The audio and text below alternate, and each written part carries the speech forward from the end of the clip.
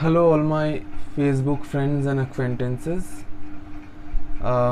Today I'm going to do something fairly new which I haven't done before. All the videos that I uploaded so far on Facebook were music videos, and to be very honest, I'm very grateful to all the love and support that I have received from a lot of you, and I'm humbled by all the love and support that you have shown me. But today I'm going to do something different. Uh, in fact, I have actually thought of speaking on certain subjects, certain topics which appeal to my inner senses, which makes me ponder, and where I find scope for reflection uh, in various ways. So today I would like to discuss my personal thoughts and reflections on the song Mera Kuch Saman by Gulzar. So it's a fairly longish one. I do not know how well you will all be receiving it, but nonetheless I earnestly hope that you will bear with me, and you will provide me with all the necessary feedback which would help me in my further endeavors that I have decided to take on after this. So let's begin. I actually have written the entire script of what I'm gonna read out. So here I go without further ado. मेरा कुछ सामान तुम्हारे पास पड़ा है. It's a very common song which most of us have heard. Song which was beautifully put to tune by R.D. Burman and more beautifully sung by Asha Bhosle. It has been immortalized by the trio of Gulzar, Burman Saab and Asha ji. Here I will only be speaking about the literary aspect of the song. I would ask you to suspend your visual imageries that are associated with this song, and consider the song as a standalone poetic text. So here I begin. One of Gulzar's masterpieces, this song explores the pangs of separation from the lover, where profound heartache is soothed with the balming effect of bittersweet nostalgia. The female narrator writes to her departed lover to return the belongings that she now believes solely belonged to her, with full cognizance that those belongings are stained with the couple's collective love, and with the departure of the lover, her claim over those belongings can never truly be solely her, because what she claims now as her cannot be divorced from their former union. The very first stanza of the song. सावन के कुछ भीगे भीगे दिन रखे है, और मेरे एक खत में लिपटी रात पड़ी है, वो रात बुझा दो, मेरा वो सामान लौटा दो. She rewrites their past enacted damp days of monsoon, associated with the moist love of the rainy nights in her letter. The love-drenched ink pours down from the nib of her pen and wets the letter with rainy nights of lovemaking, whose painful memories she wants to extinguish and put an absolute end to. She's pining to get back those days of monsoon madness in her now forlorn life. Perhaps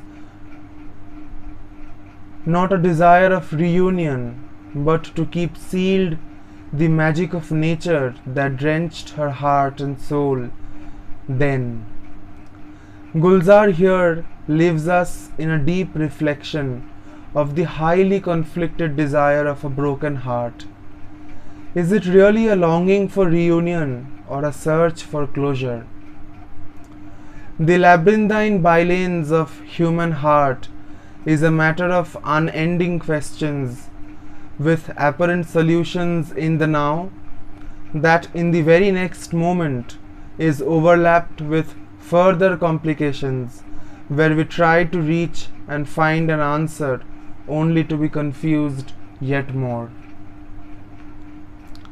In the next stanza, पतझड़ में कुछ पत्तों के गिरने की आहट कानों में एक बार पहन के लौट आई थी, पतझड़ की वो शाख अभी तक कांप रही है, वो शाख गिरा दो, मेरा वो सामान लौटा दो. Now the poet moves from the season of monsoon to that of autumn. By the laws of nature, autumn or fall is the season of falling leaves, which leaves the tree bare with its dull grey-brown branches and sticky offshoots here and there. This stanza, in my reading, is the most picturesque in its poetic appeal. She goes on with the letter and says that she had once heard the injured cry of a few falling leaves, and a similar distraught, anguishing cry echoed in her ears long after the leaves fell off its branches. A nature metaphor has been used here to echo the excruciating pain associated with a heartbreak. All that pain demands from us is to feel it with all its multitudinous nuances, and as humans we have a heart to feel that and bear that and carry that along our journey. Our emotions are the carriers of our pain, or to put it differently, it is through our emotions that we feel the pain. But what about the falling leaves? After months of close attachment, they are thrown off the twigs that bear them. The twigs that birth the leaves are abandoned and left in the cold on the ground. Taking on from this idea of birthing and abandonment, Gulzar expresses the unfathomable pain associated with human separation. She goes on to write that the branch whose leaves fell off in autumn is still shivering with pain and implores upon her lover to cut off that branch. The heart that gave birth to the feelings of love and attachment, the heart that nourished and fed and taught the lessons of love to its newborn baby, is now aching. For when parting of the beloved breaks the heart, it's not the whole that breaks, but parts that make the whole get pierced and pricked. Fragments of the whole break off just like falling leaves and get trampled by passers-by with childlike excitement of stepping on crunchy leaves. The mother heart wants her pieces back, but in human reality, a trampled heart is a trampled heart nonetheless, where the broken pieces cannot be stitched back into its former gloriously jubilant position. Thus, down on her knees with folded hands, she implores upon her lover to execute the heart that is bleeding yet throbbing, and give its much needed finality. And yet again she asks to return her belongings. If she so desperately desires to reach the finish line, what is she gonna do with the broken strings of her heart? The next stanza. एक अकेली छतरी में जो आधे आधे भीग रहे थे, आधे सूखे आधे गीले, सूखा तो मैं ले आई थी, गिला मन शायद तुम्हारे पास पड़ा है, वो भिजवा दो, मेरा वो सामान लौटा दो. The most heartbreakingly beautiful and romantic stanza of the whole song, where pleasant memories of the days of idyllic romance are recollected in present melancholia. An image of a couple walking the rains, an image of a couple walking in the rains holding a single umbrella, with both getting drenched on one side, is a fairly common image, both in imagination as well as reality, cutting across all cultures and geographical locations. She reminds her lover of the partial drench they both partook in, and then utters words of unexplainable despondency. She says she had carried home the dry part of the self. The drenched part is still lying at his bedside, and she wants that back. In love, they say, a heart that is drenched and dripping is a heart that has loved to its fullest, whereas a dry heart is an unsatiated heart. It's parched and thirsty, and it's panting to quench its thirst. Finely nuanced reference to sexual thirst, its satiation and unsatiation are expressed so beautifully through these two lines that as readers we feel like spending a few more moments with the world created within this couplet. The bereaved lover also bemoans the loss of sexual love owing to the separation and pines for it. Her suffering is poetically expressed through her desire to get back the drenched and satiated soul and thus body, which is now in ownership of her separated male lover. She is also perhaps reclaiming the so far denied and unrecognized feminine sexuality by the patriarchal society, and thus carving her own feminine space in the all-encompassing male order. Coming to the next stanza. 116 चांद की रातें, एक तुम्हारे कांधे कातिल, गीली मेहंदी की खुशबू, झूठ मूठ के शिकवे कुछ, झूठ मूठ के वादे भी सब याद करा दो, सब भिजवा दो, मेरा वो सामान लौटा दो. How nature and its unfolding beauty has always had stupendous impact upon lovers is written with fond remembrances of the many full moon nights spent together, which then very seamlessly moves on to the bodily beauty of the male lover, the mole on his shoulder.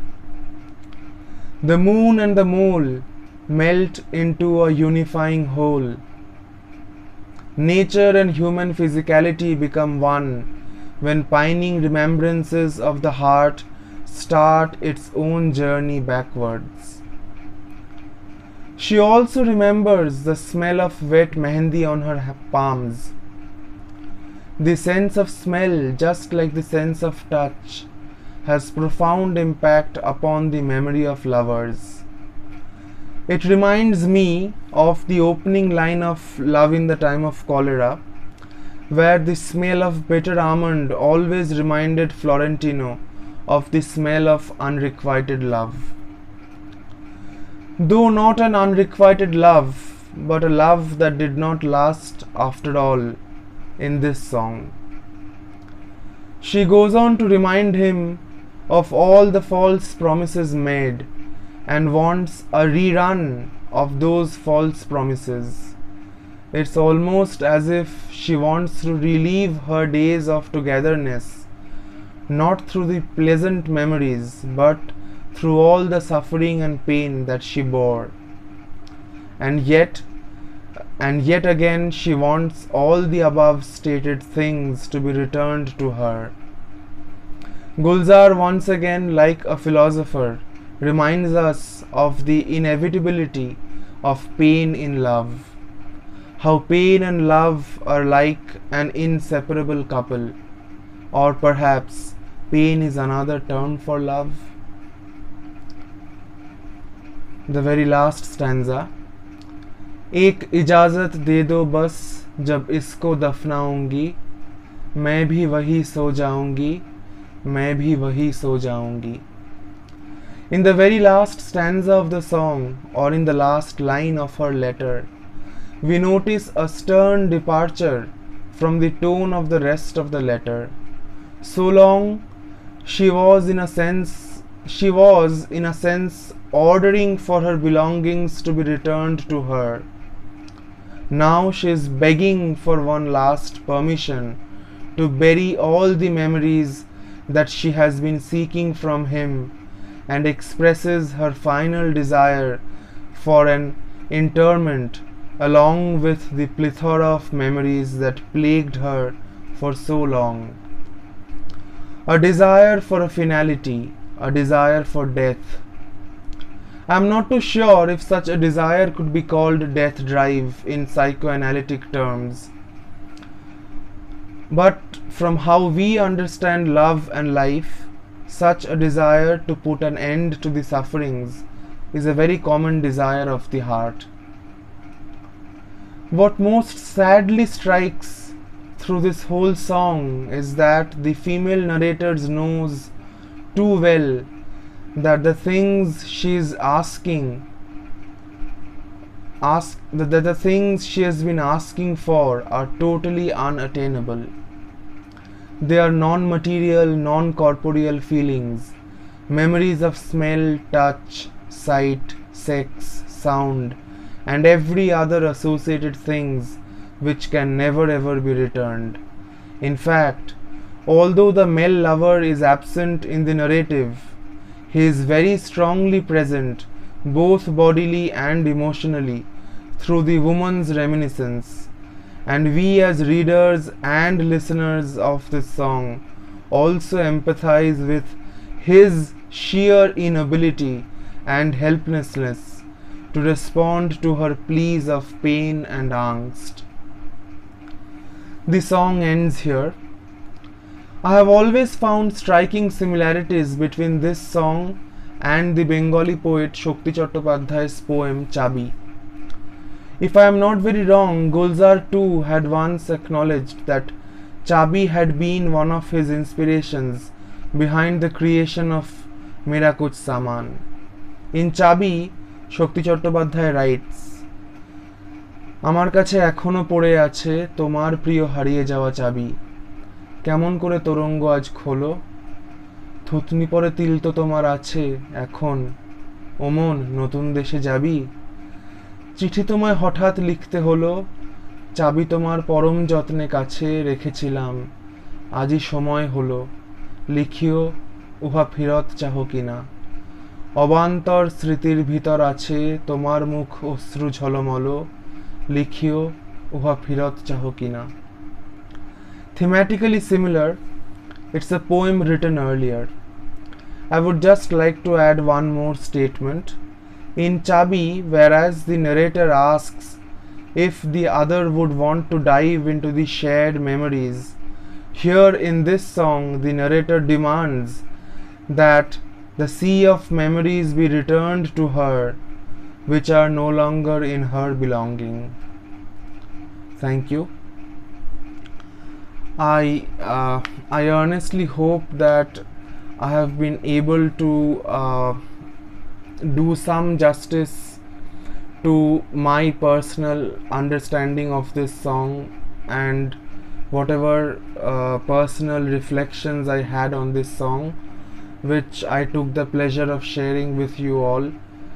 I would really appreciate if I get to know your feedback, how you feel about it, both about my writing as well as the presentation, or if something else needs to be done,